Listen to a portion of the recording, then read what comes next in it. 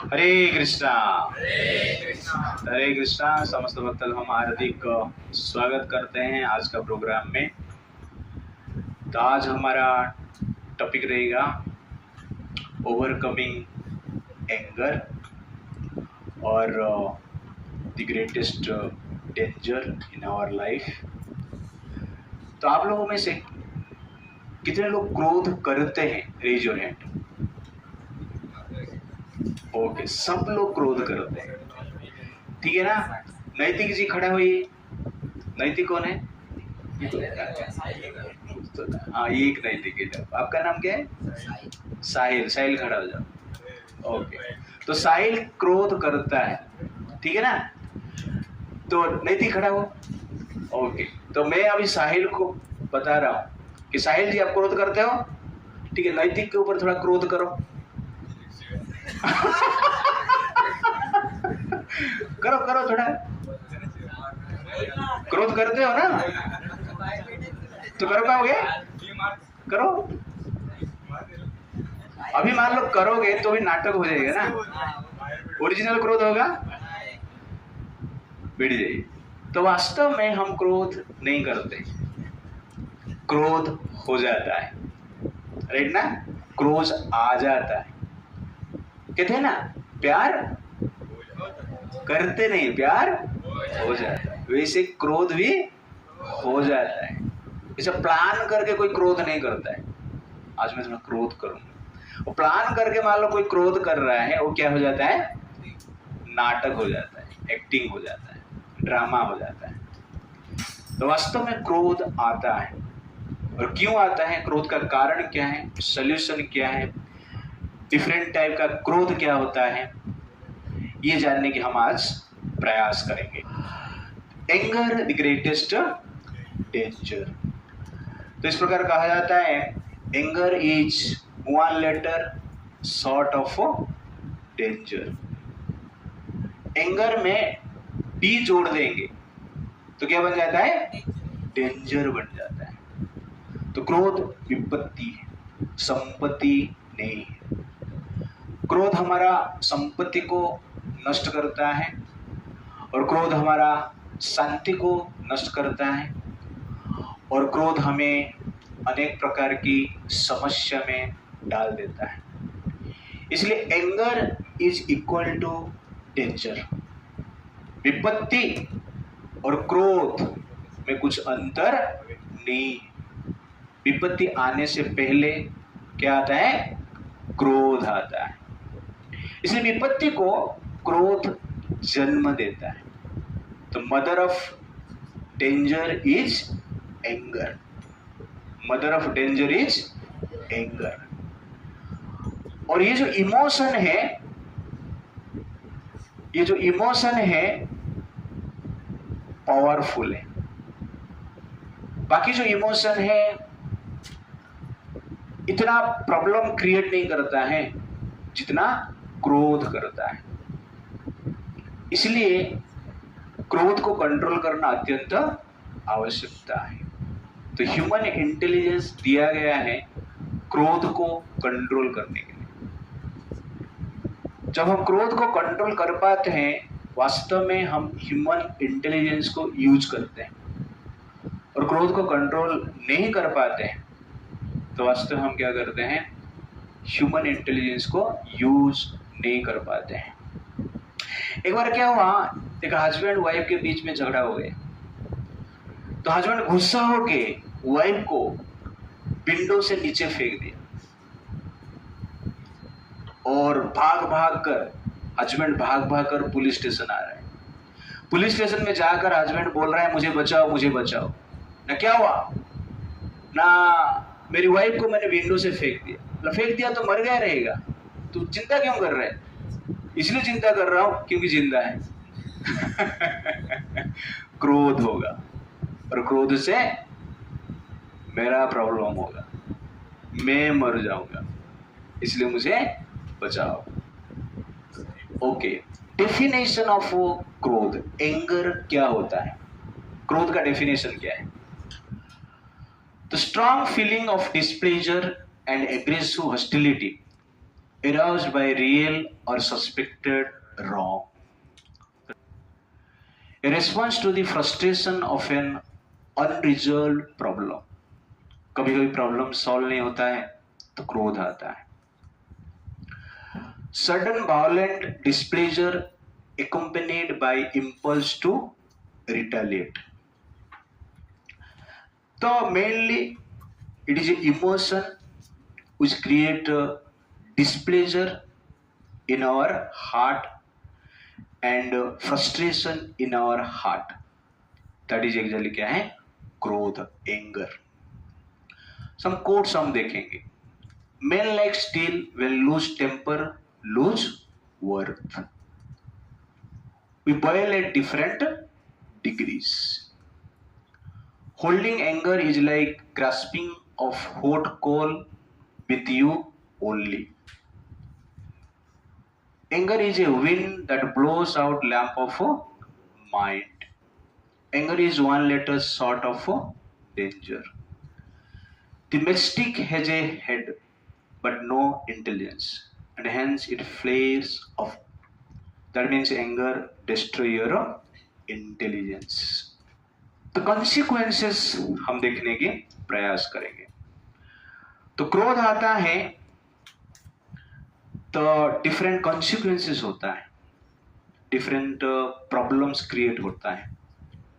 तो ये प्रॉब्लम्स हम देखेंगे. Physiological, emotional, social, financial, political, corporate and familiar. तो डिफरेंट स्पीयर में प्रॉब्लम्स होता है. तो फिजियोलॉजिकल प्रॉब्लम क्या है? जो क्रोध आता है क्या होता है फिजियोलॉजिकली? आंख लाल हो जाता है, होता है ना, हाथ पैर कांपता है, वॉइस रेज हो जाता है, ठीक है ना. तो ये जनरल क्या है? फिजियोलॉजिकली प्रॉब्लम्स होता है. और कभी कभी दांत भी ऐसा करता है ना क्रोध के कारण. तो एक बार जीवा और दांत में झगड़ा हो गया. जीवा को दांत सब मिलकर बोले, 32 दांत है, बोला रे तू अकेला है और सॉफ्ट है, हम लोग चाहेंगे तो तुझे नष्ट कर देंगे, मार देंगे. तो जीवा क्या बोल रहा है कि इतना बड़ी बड़ी बात मत करना, मैं तो एक ही हूं, लेकिन एक ऐसा शब्द बोलूंगा जिसके कारण तुम तो 32 है ऑल आउट हो जाओगे. दैट इज एग्जैक्टली क्या है? पावर ऑफ जीवा, टंग, एंगर. किसको गुस्से से कुछ बोल दिया और गुस्सा हो गया तो आपको एक मुक्का मारेगा, 32 निकल सकता है दांत, ठीक है. That is the power of anger. It's like that. कभी कभी माँ क्रोधित हो जाते हैं. इस प्रकार एक इंसिडेंट हुआ है. एक बार एक माँ गुस्सा होगी और गुस्सा होकर बच्चे को दूध पिला रही, तो दूध पॉइजन बन गया और बच्चा मर गया. इसलिए क्रोध क्या करता है? अमृत को पॉइजन बना देता. Anger changes nectarian life into poisonous life. The original poison is not poison, the original poison is anger. क्यों? कि क्रोध आने के बाद पॉइजन देते हैं ना. पॉइजन तो फिजिकली एक्ट करता अलग बात है, लेकिन पॉइजन कौन देता है? जिसको क्रोध आता है. Therefore, the original poison is anger. तो जब हम क्रोध करते हैं वास्तव में हम क्या करते हैं? पॉइजन लेते हैं, विष पीते हैं. जैसे विष पीते हैं तो शरीर के ऊपर उसका इफेक्ट होता है, वैसे क्रोध करते हैं तो शरीर के ऊपर इफेक्ट है. हाथ कांपना, आंख लाल हो जाना, गाली देना, ओके ना. तो अनेक प्रकार की फिजिकल इफेक्ट होता है. इमोशनली क्या होता है? क्रोध करेंगे तो मन अशांत हो जाता है, डिस्टर्ब हो जाता है, कंसंट्रेशन नष्ट हो जाता है, रिफ्लेक्शन भी नष्ट हो जाता है. क्रोधित है तो याद कर पाएंगे आप? क्रोध करके पढ़ाई कर पाएंगे? आज पढ़ाई करता हूं, क्रोध करके पढ़ाई करो, होगा नहीं. इसलिए क्रोध के पश्चात इमोशनली क्या है? इम्बैलेंस हो जाते हैं हम लोग, माइंड डिस्टर्ब होता है। ये जनरल क्या है, इमोशनल इफेक्ट है। सोशल इफेक्ट क्या है, क्रोध के कारण राइट्स होता है, दंगे होते हैं ना आजकल, फाइटिंग होता है, क्रोध के कारण सोसाइटी में कैस्टिजोल, एक जात दूसरे जात प्रति लड़ते हैं, तो ये जनरली सोशली इफेक्ट करता है। उसके साथ साथ फाइनेंशियली क्रोध आता है तो पाकिस्तान हार गया क्रिकेट में, क्रोधित होकर लोग क्या करते, टीवी ही फोड़ देते, मोबाइल ही फोड़ देते, फाइनेंशियल लॉस है ना। क्रोधित हुआ, राइट्स हुआ, दुकान बाजार जला दी, तो फाइनेंशियल लॉस है ना। क्रोध किया, अपने भाई भाई में झगड़ा हुआ और केस डाल दिया, 20 साल केस चला, आपका 20 लाख उसका 20 लाख खत्म, फाइनेंशियल लॉस हुआ ना। हाँ, एक गाय का पैर को आप खींच रहे हो, पीछे का पैर को, दूसरा आपका भाई खींच रहा है, और तीसरा बीच में वकील क्या कर रहे हैं, दूध निकल के पी रहा है। दैट इज क्या है, वकील, एडवोकेट। आप झगड़ा कर रहे हो, फायदा क्या हो रहा है, वकील को। कितना वकील दूध पी रहे हैं, 2 पी रहे, 2 साइड से 2 ऑन करके। It's like that. क्रोध के कारण फाइनेंशियली लॉस होता है। फैमिली में प्रॉब्लम आता है, फैमिली फाइटिंग होता है, कॉन्फ्लिक्ट है, डिवोर्स है, बिकॉज ऑफ क्रोध। और पॉलिटिकली जब राजा पॉलिटिशियंस क्रोधित हो जाते तब क्या शुरू होता है, ऑपरेशन सिंदूर होता है। क्रोध के कारण हुआ, ईरान के ऊपर अटैक किया अमेरिका, किसके कारण, क्रोध के कारण। इजराइल ने अटैक किया, ईरान ने अटैक किया, क्रोध के कारण। Stalin killed 10 million people, Hitler killed 60 million people, Mughals killed 8 crore Hindus. Bharat में हिंदूस कितने मरे हैं, 8 करोड़ मुगल्स रेजिम में। ईरान, इराक, अफगानिस्तान, वहां पे कौन रहते थे पहले, हिंदूस रहते।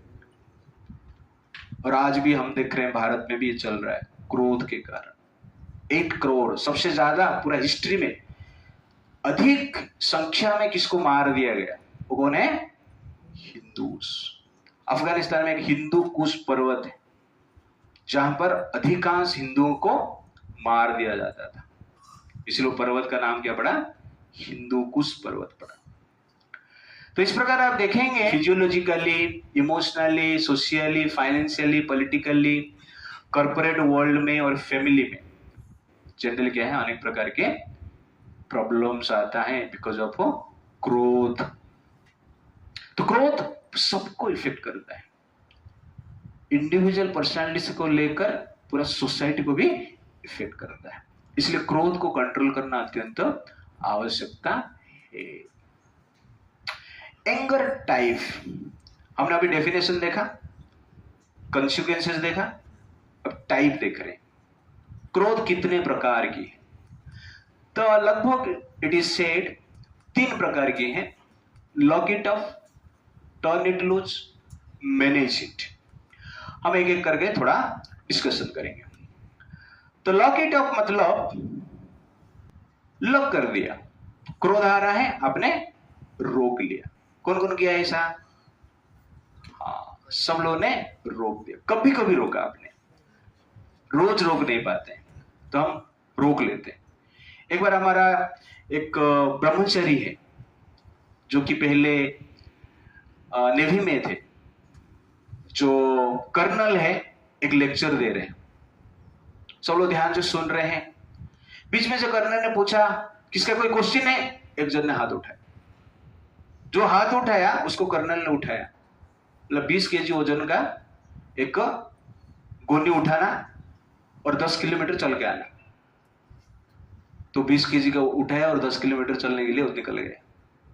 कर्नल फिर से लेक्चर शुरू किया और कुछ देर के बाद प्रश्न पूछा, एनी क्वेश्चन, कोई नहीं हाथ उठाया। क्यों नहीं हाथ उठाए?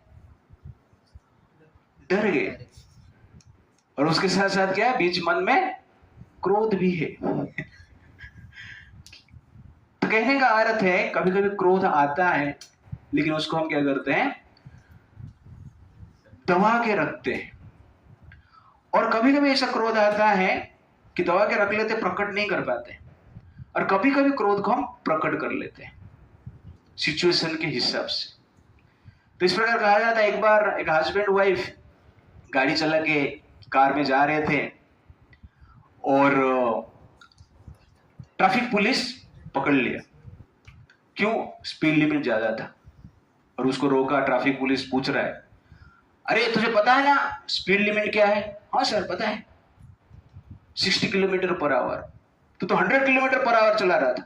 नहीं नहीं, मैं तो 60 किलोमीटर चला रहा था। तो वाइफ बाजू में थी, बोला सर ये झूठ बोल रहे हैं, ये 100 किलोमीटर पर आवर चला रहे। बाद में हविलदार पूछता है, अरे तुम्हारा पीछे का लाइट खराब है?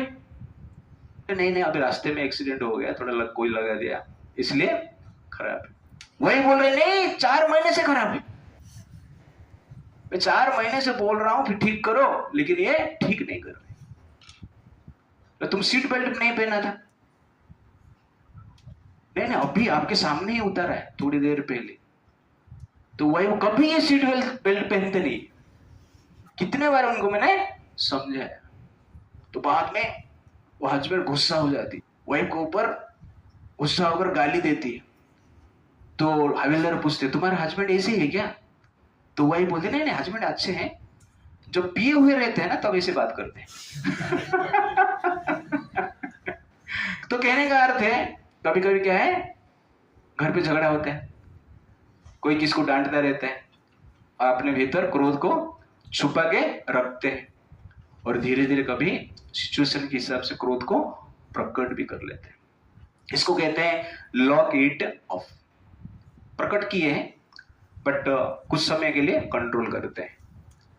बिहेवियर रीजन हम देखेंगे। विथड्रॉ इमोशनली, इमोशन को कंट्रोल करते हैं।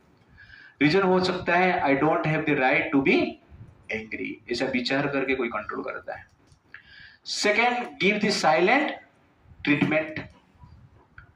एंगर इज इनएप्रोप्रिएट और चाइल्डिश, ये समझ है इसलिए शांत हो जाते लोग।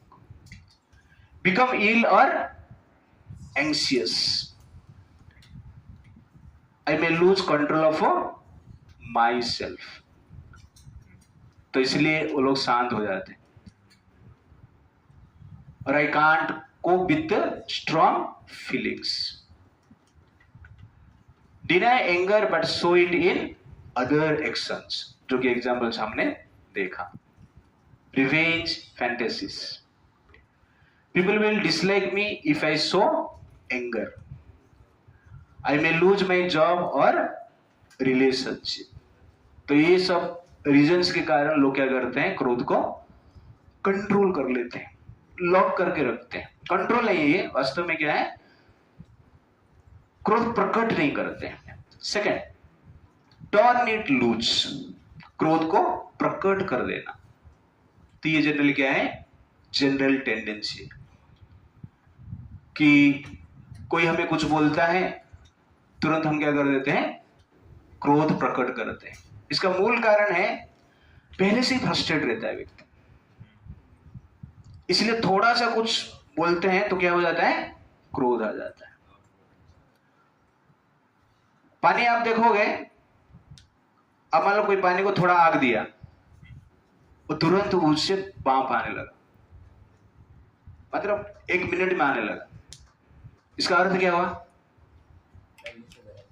पानी पहले से ही गर्म था, इसलिए किसको थोड़ा कुछ बोला तो क्रोधित हो जाता है, तो पहले से गर्म था।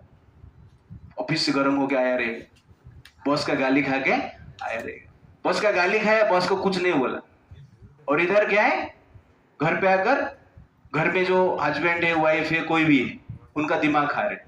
इस प्रकार कहा गया है कि खिचड़ी बर्तन में पकता है तो शरीर को ठीक रखता है, खिचड़ी दिमाग में पकेगा तो शरीर को नष्ट कर देता है,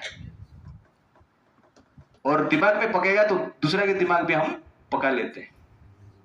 तो इसलिए टर्न इट लूज। तो शास्त्र में स्पेशल एग्जांपल क्या है? दुर्योधन। तो इसका बिहेवियर क्या है, रीजंस क्या है? Blowing up at people, I need to assert my power over people, getting physical और hurting people, the best defence is a good offence, these are the reason. तो ये मेंटेलिटी रहेगा तो आप जनरली क्या करोगे? टर्न इट लूज, क्रोध फटाफट प्रकट करोगे।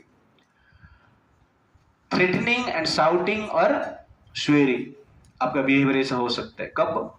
आई am afraid of getting close to someone, blaming people, I can start to be wrong. इस प्रकार रीजंस के कारण लोग क्या करते हैं? डिफरेंट बिहेवियर करते हैं और क्रोध करते हैं। Third point, manage it. कोई कोई व्यक्ति क्या करता है? संसार में क्रोध को मैनेज कर लेता है, कंट्रोल कर लेता है। तो एक बार अलेक्जेंडर उनके एक सैनिक को कहते हैं, साधु को जाके आश्रम से बुला के लेकर आओ और उसको हम ग्रीस लेके जाएंगे। तो अलेक्जेंडर के जो सैनिक थे उस कॉटेज में जाते हैं और कहते हैं, अलेक्जेंडर आपको बुला रहे हैं, आइए आप। तो साधु बोलता, नहीं नहीं, मेरा मेडिटेशन चल रहा है, जब चल रहा है, मेरे पास टाइम नहीं है, मैं नहीं जा सकता है। तो सैनिक कहता है, पता है आपको कौन अलेक्जेंडर? तो साधु कहता है, पता नहीं अलेक्जेंडर कौन है, द ग्रेट अलेक्जेंडर, जो पूरा दुनिया को जीता है। ठीक है, दुनिया को जीता रहे, उसका कुछ काम है मेरे पास, तो उसको भेज दो कॉटेज में। तो गया ही नहीं। बाद में सैनिक बाहर आता है, अलेक्जेंडर कहता है कि आपको मिलना चाहता है, आपको बुला रहे हैं। तो अलेक्जेंडर गुस्सा हो जाता है, क्रोधित हो जाता है। क्रोधित होकर तलवार लेके घोड़े से उतरकर कॉटेज के भीतर जाता है और तलवार उस साधु के गले में रखता है और कहता है, पता है मैं कौन? मुझे पता है आप कौन है, you are the servant of my servant, he says like that. तो और क्रोधित हो जाता है, उसको मारने के लिए जाता है। फिर भी वो साधु शांत रहता है। यह देखकर अलेक्जेंडर पूछता है कि आप इतना शांत कैसे रहते हो, इसका कारण क्या है, और आप मुझे सर्वेंट क्यों बोला? तो उस समय पे वो साधु कहते हैं कि आपने क्रोध किया और क्रोध को मैंने कंट्रोल किया, इसलिए क्रोध का मालिक मैं हूं, और क्रोध के कारण आप क्या कर रहे हो? इस प्रकार के बिहेवियर कर रहे हो, इसलिए आप क्रोध के सर्वेंट हो, दास। तो कहने का अर्थ है कि कोई कोई क्रोध को कंट्रोल करते हैं और कोई कोई क्रोध को कंट्रोल नहीं कर पाते, मैनेज इट। तो एक बार द्रोणाचार्य ने बाकी कौरव और जो पांडव है सबको कहे कि एक शब्द याद करके आना, कल मैं क्रोध को जीत लिया, इतना ही याद करके आना। छोटे बच्चे थे सब। और नेक्स्ट टाइम द्रोणाचार्य ने सबको पूछा कि कल जो मैं बोला था एक शब्द, किसको किसको याद हो गया? किसको किसको याद हो गया? सब लोगों ने हाथ उठाए। भीम को पूछे, क्या बोला था? मैं क्रोध को जीत लिया। हाँ, चावास। दुर्योधन को पूछे, क्या बोला था मैंने? मैं क्रोध को जीत लिया। अर्जुन को पूछे, क्या बोला था मैंने? मैं क्रोध को जीत लिया। दुशासन को पूछे, क्या बोला था मैंने? मैं क्रोध को जीत लिया। सब लोग ऐसा बोल दिए। युधिष्ठिर को पूछे, क्या बोला था मैंने? युधिष्ठिर बोलता है, पता नहीं, याद नहीं आ रहा है। अरे एक ही लाइन तो याद कैसे आ रहा है? भूल गया गुरुदेव, कल याद कर लूंगा। तो नेक्स्ट डे युधिष्ठिर महाराज को द्रोणाचार्य फिर से पूछते कि फिर जो बोला था एक सेंटेंस याद करने के लिए, याद आया? युधिष्ठिर महाराज बोलते हैं, नहीं याद नहीं आ रहा है, आपने क्या बोला था? तो कल मैं याद करके आऊंगा। तो फिर से थर्ड डे पूछते हैं, युधिष्ठिर महाराज को। युधिष्ठिर महाराज बोल रहे आपने क्या बोला था मुझे याद नहीं आ रहा है। तो द्रोणाचार्य क्रोधित हो जाते, युधिष्ठिर को 2 थापड़ लगा देते। अरे 3 दिन हो गए, एक सेंटेंस तुमको याद नहीं आ रहा है, मैं क्रोध को जीत लिया करके 2 थापड़ लगा देते। और 2 थापड़ खाने के बाद युधिष्ठिर महाराज शांत रहते और शांत रहकर कहते हैं गुरुदेव मैं क्रोध को जीत लिया। उसके बाद द्रोणाचार्य को आश्चर्य लगता है, वास्तव में क्रोध को जीता कौन? युधिष्ठिर जीता, द्रोणाचार्य जीता नहीं। तो इसको कहते हैं मैनेज इट। कैसे मैनेज करते हैं हम देखेंगे बाद में। बट क्रोध कभी कभी हम प्रकट कर लेते हैं, क्रोध को कभी हम कंट्रोल करते हैं, और क्रोध को कभी दबा के रखते हैं और दूसरा कहां पर प्रकट करते हैं। तो हमने देखा बिहेवियर क्या है इसका, मैनेज इट का। Remaining calm reasons, anger is a normal emotion, it's okay to be angry. कोई आपको ऊपर क्रोध हो गया तो कोई सोचता है ठीक है ये नॉर्मल है, सब लोग करते हैं, मैं थोड़ा शांत हो जाता हूँ, it's like that. Focus on the behaviour not the person. तो कभी कभी पर्सनली हम लोग व्यक्ति को क्या करते हैं, व्यक्ति के ऊपर गुस्सा करते हैं बिकॉज ऑफ एनवी।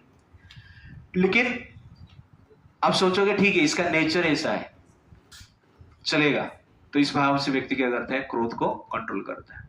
तो मैंने जो अभी बताया बिहेवियर और रीजंस, ये एक्सटर्नल बिहेवियर हमने देखा और इंटरनल रीजंस देखा उसको कुछ कंट्रोल करने की। और वास्तव में कंट्रोल करने का विधि और कुछ अलग है, रूट में जाके हमें कंट्रोल करना चाहिए। ये सब जनरली काम नहीं करता है, कभी कभी ये ठीक है, बट रियलिटी में उसको कंट्रोल करना है तो हमें रूट को जनरली कंट्रोल करना पड़ेगा। तो रूट को कंट्रोल करने से पहले क्रोध का कॉज क्या है हम देखें, क्रोध क्यों आता है।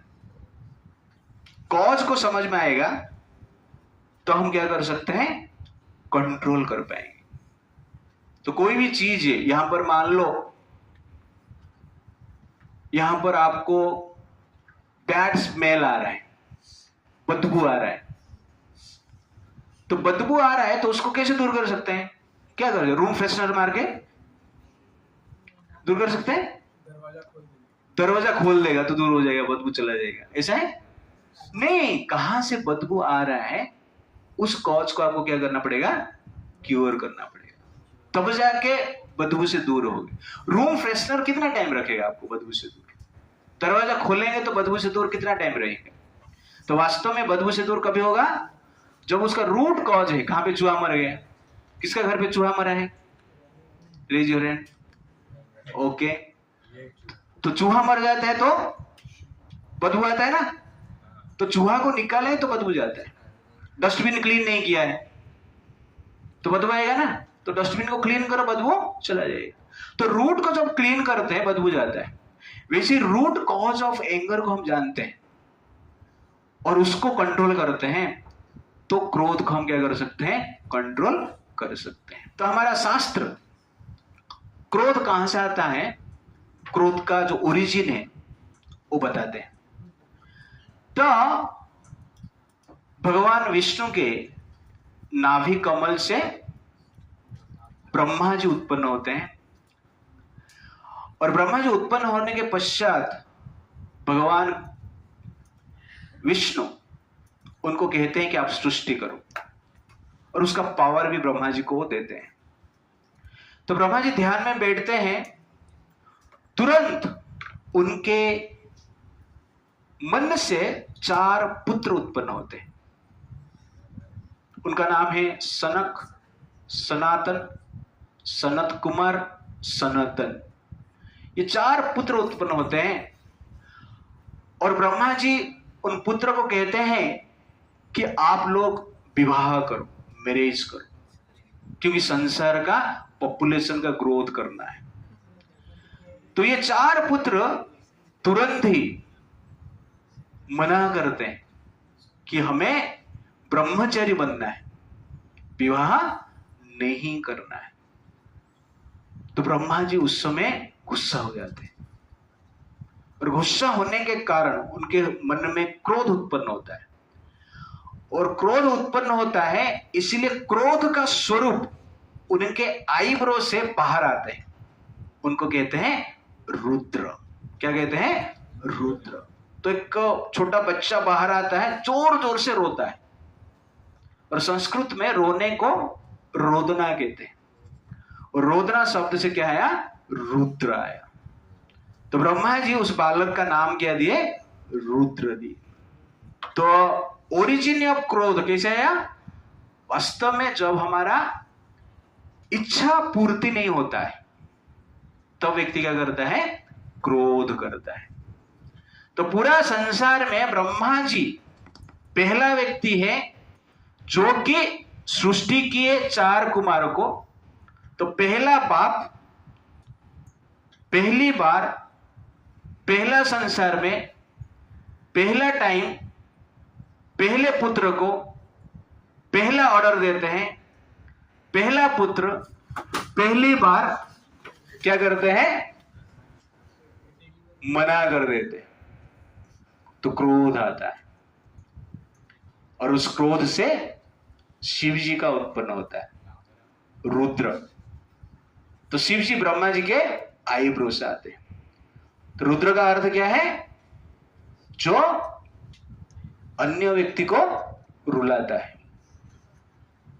तो क्रोध क्या करता है? वास्तव में व्यक्ति को रुलाता है, अन्य व्यक्ति को नहीं, स्वयं को रुलाता है, उसके साथ साथ सामने वालों को भी रुलाता है। Therefore, एंगर और विपत्ति, जैसे कि स्टार्टिंग मैंने बताया, ये दोनों में कोई अंतर नहीं है। तो शिव जी जो है क्रोध का प्रतीक है, ब्रह्मा जी जो सृष्टि का प्रतीक है, और भगवान विष्णु मैनेजमेंट का प्रतीक है। तो शिव जी ध्वंस करते हैं। तो ध्वंस कौन करता है? क्रोध करता है। तो आपके भीतर जो क्रोध आता है वो शिव का ही प्रभाव है। मैनेज कौन करता है? विष्णु करते हैं। शांति से जो मैनेज करता है वो कौन है? विष्णु। तो आपके पास मान लो कुछ मैनेजमेंट स्किल है, तो किसका स्किल है? विष्णु का स्किल है। और क्रिएटिव आइडियाज जो है, आपके मन में कुछ क्रिएटिव आइडियाज है, कुछ क्रिएशन आप करते हो, सॉफ्टवेयर बनाते हो या कुछ भी क्रिएशन करते हो, और किसका स्किल है? ब्रह्मा जी का स्किल है। तो क्रिएटिव पावर ब्रह्मा जी से आता है, मेंटेनेंस पावर भगवान विष्णु से आता है, और भगवान शिव से डिस्ट्रक्टिव पावर आता है, जो कि क्रोध के नाम पे जाना जाता है। तो पता चल गया क्रोध का ओरिजिन क्या है?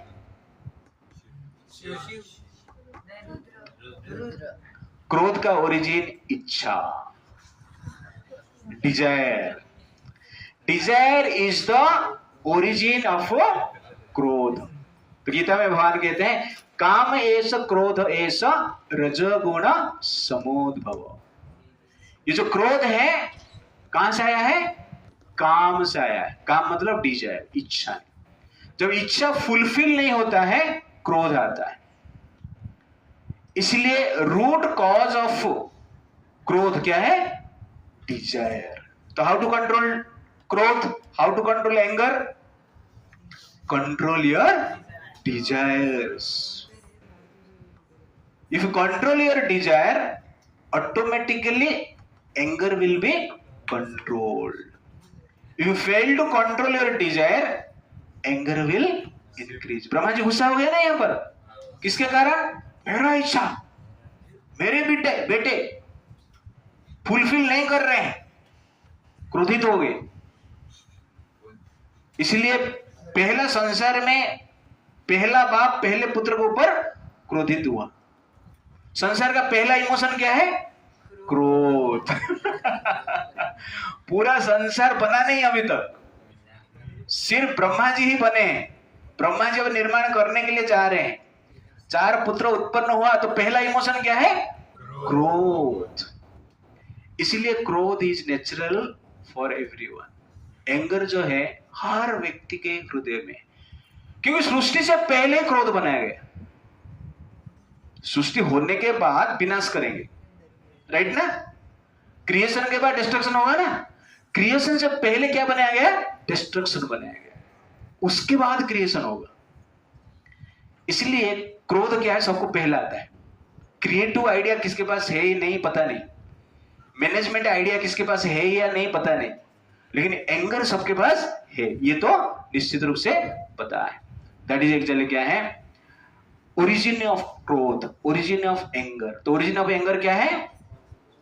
डिजायर। सब लोग बोले origin of anger, origin of anger. Therefore Dzire is the disaster in your life. The desire create disasters. Desire create danger. Okay. Desire creates difficulties in life. The cause of danger, cause of difficulties, and cause of disaster is desire. इसलिए Dzire को control करो, anger को control करो। बोलो ना प्रभु जी anger को कैसे control करें? सिंपल चीज, जितना कम डिजायर उतना कम एंगर है, जितना ज्यादा डिजायर उतना ज्यादा एंगर है। Less is the desire, less is the anger. More is the desire, more is the anger. No desire, no anger. Simple. लेकिन होता है क्या ऐसा? नहीं। हम देखेंगे सॉल्यूशन पार्ट में कैसे क्या करना है। बट पता चल गया कि क्रोध कैसे उत्पन्न हुआ है। नेक्स्ट, ब्रह्मा से अधर्म उत्पन्न हुआ। अधर्म से मृषा मीन्स फलसिटी। इसको सब लोग लिखो थोड़ा। फलसिटी मतलब मिथ्या। हाँ, तो मैं बताऊंगा, इसका एक्सप्लेनेशन थोड़ा करूंगा मैं। ओके, ब्रह्मा से अधर्म, अधर्म से फलसिटी। उसके बाद अधर्म और फलसिटी जब मिलते हैं तब क्या उत्पन्न होता है? दंभ और माया, चीटिंग उत्पन्न होता है। माया और दंभ जब मिलते हैं निर्माण होता है लोभ और निरिक्ति, कनिंग। और लोभ और कनिंग जब मिलते हैं क्या उत्पन्न होता है? क्रोध एंड हिंसा, एनवी। तो क्रोध यहां पर आया, आप देख रहे हैं। क्रोध और हिंसा जब मिलते हैं, एनवी मिलते हैं, कली और दुरुक्ति उत्पन्न होता है। कली और दुरुक्ति जब मिलते हैं मृत्यु और भय उत्पन्न होता है। मृत्यु और भय जब मिलते हैं यातना और निरय, हेल उत्पन्न होता है। अधर्म मतलब नेगेटिव एक्टिविटी। मान लो चोरी करना, ओके ना? तो चोरी करना क्या है? अधर्म है। तो कोई चोरी कर दिया और उसको पूछा तो झूठ बोल दिया, मैंने चोरी नहीं किया। दोनों मिल गए अभी। तो अधर्म और झूठ जब मिलता है क्या निर्माण होता है? दंभ और चीटिंग। वो बोल दिया कि मैंने चोरी नहीं किया, तो उसको कोई पकड़ा नहीं, तो उसके हृदय में क्या उत्पन्न हुआ? अहंकार आया कि मैंने चोरी किया और मुझे कोई पकड़ नहीं पाया, तो मैं अभी कौन हूं? स्पेशल चोर हूं। इसको कहते हैं अहंकार। और चीटिंग क्या है? चोरी करने के पश्चात भी चीटिंग करता है, ऐसा बिहेवियर करता है कि जैसे कि चोर नहीं है। आपके साथ रिलेशनशिप रखेगा, अच्छा मीठा बात बोलेगा, ओके ना, लेकिन चोरी करता रहेगा। तो दंभ और चीटिंग जब मिलते हैं क्या उत्पन्न होता है? लोभ और कनिंग। तो चोरी कर रहा है, चीटिंग कर रहा है, कोई पकड़ नहीं रहे उसको, तो क्या होगा? और लोभ बढ़ेगा। सक्सेस हो रहा हूं मैं, ठीक है ना? पहले पेन चोरी किया, कोई पता नहीं चला उसको। नोटबुक चोरी किया, पता नहीं चला। उसका बैग भी चोरी किया, पता नहीं चला। अभी बैंक में जाएगा चोरी करेगा। समझ में आ रहा है ना? लोभ बढ़ता है, और लोभ से कनिंग, कनिंग मतलब मिसबिहेवियर आता है। तो कोई चोरी करता है और उसको मान लो आप पूछे, चीटिंग तो करेगा, कभी कभी क्या है कनिंगली बिहेवियर करेगा। कनिंगली मतलब क्या है कि आपको मारने की प्लान करेगा, लेकिन दिखाता रहेगा आपका मित्र जैसे, शकुनी शकुनी प्लान करता रहेगा पांडवों को कैसे मारना है, भीम को विष पिलाना है, ओके ना, द्रौपदी का वस्त्रहरण करना है, इसको कहते हैं कनिंग बिहेवियर। तो लोभ से कनिंग बिहेवियर होता है। दुर्योधन का ऐसे हुआ ना, लोभ के कारण कनिंग बिहेवियर किया है, इंद्रप्रस्थ को लेना है इसलिए कनिंगली वो जुआ खेलने के लिए बुलाया, द्रौपदी का वस्त्रहरण किया, बाद में 13 साल के लिए वनवास भेज दिया। तो लोभ और कनिंग ये दोनों जब मिल जाते हैं, मतलब दुर्योधन और शकुनी दोनों जब मिलते हैं तो क्या उत्पन्न होता है? क्रोध और ईर्ष्या। लोभ और कनिंग जब मिलते हैं और उस कभी कभी वो सक्सेस नहीं होता है तो क्या हो जाता है? लोग क्रोध करते हैं। तो यहां पर आप देखेंगे कि दुर्योधन ने क्रोध किया और पांडव के ऊपर ईर्ष्या किया। तो क्रोध और ईर्ष्या जब मिलते हैं क्या होता है? कली और दुरुक्ति। कली मतलब फाइटिंग, वार, कॉन्फ्लिक्ट, दुरुक्ति, गाली गुलोच करते रहते हैं। You understand the point? तो कली और दुरुक्ति जब मिलते हैं महाभारत युद्ध हो जाता है। होने के बाद क्या होगा? डेथ एंड फियर, मृत्यु होगा और उसके साथ साथ भय भी उत्पन्न होगा, क्योंकि दुशासन मर गया तो दुर्योधन भयभीत है, भीष्म मर गया तो दुर्योधन भयभीत है। तो मृत्यु और फियर ये दोनों उत्पन्न होता है। तो मरने से पहले भय होता है, और कोई सामने वाला कोई रिलेटिव मरता है तो भी भय होता है। जब डेथ और फियर मिलते हैं तो मृत्यु और फियर जब मिलते हैं क्या उत्पन्न होता है? यातना और हेल। मान लो आपको मर गए तो कहां पे जाएंगे? अरे नरक में जाएंगे। चोरी किया था वो चोरी किया था तो कहां पे जाएगा? हाँ, तो नरक में क्या मिलेगा? यातना मिलेगा। तो मर गए तो नरक जाएंगे, और जिंदा रहा तो क्या मिलेगा? धरती में यातना मिलेगा, पुलिस पकड़ के मारेगा। ओके ना? तो कहने का अर्थ है कि सबका मूल कारण क्या बना फिर? ब्रह्मा बोल रही है सबका मूल कारण अधर्म। तो ब्रह्मा ने धर्म और अधर्म दोनों क्रिएट किए। लेकिन क्रोध कहां से उत्पन्न हुआ? क्रोध किस प्रकार यातना और निरय हमें देता है, इसमें हमने देखा। ठीक है ना? तो पहले क्रोध का ओरिजिन क्या है? अधर्म मीन्स नेगेटिव डिजायर। तो स्टार्टिंग में बताया था क्रोध का ओरिजिन क्या है? डिजायर है, लेकिन वास्तव में क्या है? अधर्मिक डिजायर, नेगेटिव डिजायर। तो नेगेटिव डिजायर रहेगा तो जनरली अंत में क्या होगा? क्रोध उत्पन्न होगा, और क्रोध से हमें यातना मिलेगा और नरक भी मिलेगा। इसलिए क्रोध को कंट्रोल करने का सबसे बेस्ट उपाय क्या है? नेगेटिव डिजायर को कंट्रोल करो। तो नेगेटिव डिजायर को जब हम कंट्रोल करते हैं, अधार्मिक डिजायर को जब हम कंट्रोल करते हैं, अपने आप क्रोध कंट्रोल हो जाता है। अब देखोगे समाज में ज्यादातर जो क्रोध का कारण है हमारा नेगेटिव डिजायर है। तो दुर्योधन का नेगेटिव डिजायर था, शकुनी का नेगेटिव डिजायर था, धृतराष्ट्र का नेगेटिव डिजायर था। तो इसका परिणाम स्वरूप क्या उत्पन्न हुआ? क्रोध उत्पन्न हुआ, और क्रोध से यातना उत्पन्न हुआ, और वही महाभारत हुआ और नरक जैसी सिचुएशन निर्माण हुआ। इसलिए क्रोध को कंट्रोल करना है तो नेगेटिव डिजायर को कंट्रोल करना है, और नेगेटिव डिजायर को कंट्रोल करने के लिए जनरली हमें क्या करना पड़ेगा?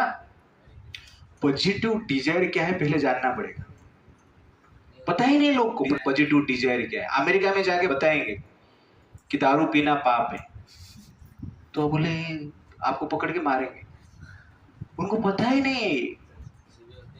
अमेरिका में जाके वो बोलेंगे कि इलिसिट रिलेशनशिप क्या है? पाप है, बॉयफ्रेंड गर्लफ्रेंड पाप है, तो उनको पता ही नहीं है। अभी हमारे आश्रम में अमेरिकन डिवोटी आया है, तो उनके साथ में बात कर रहा था। तो बात करते समय हमेशा मैं पूछ रहा था कि फैमिली सिचुएशन कैसा है, फैमिली है क्या अमेरिका में? लगभग अमेरिका में फैमिली नहीं है। और बच्चा जब 15-16 साल का हो जाता है, पिता माता उसको घर से निकाल देते हैं, तू जा काम कर, पढ़ाई कर। और 15-16 साल से पहले ही पिता माता क्या बोलते थे, इनवाइट करके घर पे लेकर, गर्लफ्रेंड बॉयफ्रेंड जो भी है तुम्हारा, और घर पे क्या करना है, मजा करना है। इनका वो नॉर्मल है, उनको पता नहीं है कि नेगेटिव डिजायर है। लेकिन आगे जाके क्या है, ये इंटॉक्सिकेशन, इलिसिट रिलेशनशिप, ये मीट ईटिंग, ये गैम्बलिंग, ये अनेक प्रकार की प्रॉब्लम क्रिएट करता है। इसीलिए हमारा शास्त्र कहता है कि आपको क्रोध को कंट्रोल करना है तो पहले आपको नेगेटिव डिजायर को कंट्रोल करना पड़ेगा। तो नेगेटिव डिजायर आपका कंट्रोल आ जाता है तो क्रोध अपने आप कंट्रोल होता है। तो Yudhishthir Maharaj personality with positive desire and Duryodhan personality with negative desire. तो युधिष्ठिर महाराज युद्ध का कारण नहीं है, युद्ध का कारण कौन है, दुर्योधन है। तो इसलिए युधिष्ठिर महाराज को अजात शत्रु कहा जाता है। क्या कहा जाता है, जिसका कि कोई शत्रु नहीं है।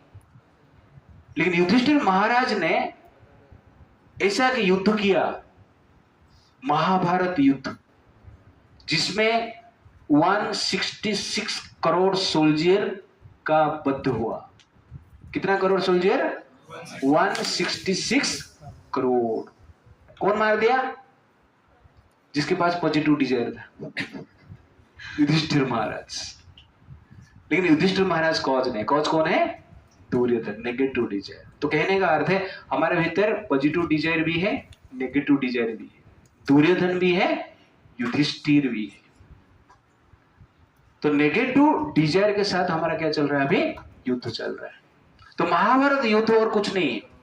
महाभारत युद्ध ये है कि नेगेटिव डिजायर को हमें मारना है। कितना नेगेटिव डिजायर है, 166 करोड़ नेगेटिव डिजायर है। इतने सारा नेगेटिविटी हमारा मन में भरा हुआ है। तो हमें युद्ध करना है और युद्ध करके ये नेगेटिव डिजायर को नष्ट करना है। और ये नेगेटिव डिजायर जब नष्ट हो जाता है, क्या मिलता है, शांति मिलता है। युधिष्ठिर महाराज कभी शांत हुए, जब कौरवा का डेथ हुआ, वध हुआ, तब तक शांति था उनका जीवन में। वैसे ही हमारा जीवन में हमें शांति चाहिए, तो कभी मिलेगा शांति, जब हमारा भीतर नेगेटिव डिजायर मरेंगे। नेगेटिव डिजायर मरने के बाद नेगेटिव डिजायर मरने के बाद शांति मिलेगा। साथ साथ दुर्योधन और युधिष्ठिर जी नहीं सकते, जी सकते हैं, शांति से जी नहीं सकते। तो वैसे ही साथ साथ negative desire and positive desire से हम शांति से जी नहीं सकते। इसलिए शांति चाहिए तो नेगेटिव डिजायर को मारना पड़ेगा। और जिस प्रोसेस से नेगेटिव डिजायर को हम मारते हैं, उस प्रोसेस को हम क्या कहते हैं, स्पिरिचुअल वॉर कहते हैं। क्या कहते हैं, स्पिरिचुअल वॉर। वो स्पिरिचुअल वॉर में जब हम भाग लेते हैं, तब जनरली धीरे धीरे जो 166 करोड़ नेगेटिव डिजायर है, मरते हैं। इसलिए हमें वास्तव में नेगेटिव डिजायर को कंट्रोल करना है। तो क्या करना पड़ेगा, हरे कृष्णा कृष्णा कृष्णा हरे हरे, हरे राम राम राम हरे हरे। भगवान का नाम का जप करना पड़ेगा। इसको कहते हैं स्पिरिचुअल वॉर। तो युधिष्ठिर युद्ध कर रहा है, अर्जुन भी युद्ध कर रहा है, और दुर्योधन भी युद्ध कर रहा है। लेकिन अर्जुन और युधिष्ठिर का जो वॉर है, स्पिरिचुअल वॉर बन जाता है, क्योंकि नेगेटिविटी को लोग मारते हैं। इसलिए हमें भी युद्ध करना होगा। उनको 18 डेज लगा था कौरवों को मारने के लिए। तो हमें कितना टाइम लगेगा, 18 ईयर भी हो सकता है। लेकिन युद्ध करेंगे तो ही मरेगा ना, वनवास में घूमते रहेंगे तो मरेगा क्या। कहने का अर्थ है युद्ध करना पड़ेगा। युद्ध मतलब चैंटिंग हरे कृष्णा। तब चैंटिंग हरे कृष्णा कर रहे हो, जप कर रहे हो, वास्तव में आप क्या कर रहे हो? युद्ध कर रहे हो। जप नहीं कर रहे हो मतलब युद्ध नहीं कर रहे। तो युद्ध नहीं करेंगे तो क्या होगा? कौरवास पावर बढ़ेगा।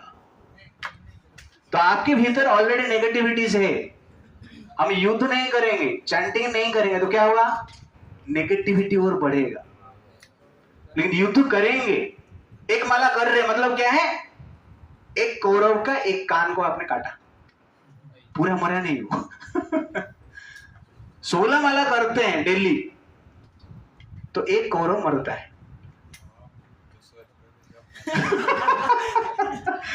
तो इस प्रकार लाइफ टाइम हम करेंगे तो अनेक साल करेंगे तो धीरे धीरे नेगेटिविटी मरेगा। इतना आसान नहीं है नेगेटिविटी को मारना। कौरव को मारना इतना आसान है? पावरफुल है लोग, साधारण नहीं है। ऐसा मच्छर नहीं है, कॉकरोच नहीं है कि लक्ष्मण रेखा लगा लो। इसलिए कौरव जितना पावरफुल है ना, वैसे नेगेटिव डिजायर से हमारा मन में उतना पावरफुल है। तो उसको काटना है, मारना है, तो उसी प्रकार प्रिपरेशन के साथ, इगरनेस के साथ, इंटेंसिटी के साथ आपको स्पिरिचुअलिटी प्रैक्टिस करना है, तब जाके मरेंगे। दुशासन आया है तो तलवार लेके मारना पड़ेगा ना, ऐसा तलवार लेके मरेगा वो। तो मारते टाइम में पूरा शक्ति के साथ, फोर्स के साथ तलवार उठा के मारेगा तो गर्दन शरीर से अलग होगा। वैसे ही हमें सीरियसली स्पिरिचुअलिटी को प्रैक्टिस करना पड़ेगा, तब जाके कुछ होगा, अदरवाइज वेरी डिफिकल्ट। इसलिए मेरा स्पेशल रिक्वेस्ट है आप लोगों को कि नेगेटिविटी को आप दूर करना चाहते हो, जो कि आपका दुख का कारण है, टेंशन का कारण है, तब हमें क्या करना पड़ेगा? सीरियसली स्पिरिचुअलिटी को प्रैक्टिस करना पड़ेगा कि भगवान का नाम का जप करना पड़ेगा और भगवान का कथा सुनना पड़ेगा। ये दोनों हम करते हैं तो धीरे धीरे नेगेटिविटी जाता है। हरे कृष्णा कृष्णा कृष्णा हरे हरे, हरे राम राम राम हरे। प्रभुपाद की। तो नेक्स्ट टाइम हम कॉज को थोड़ा डिटेल्स में देख लेंगे और उसके बाद हम सॉल्यूशन लेंगे। सॉल्यूशन तो हमने बताया, बट और डिटेल सॉल्यूशन क्या है थोड़ा और डिटेल्स हम देखें। हरे कृष्णा।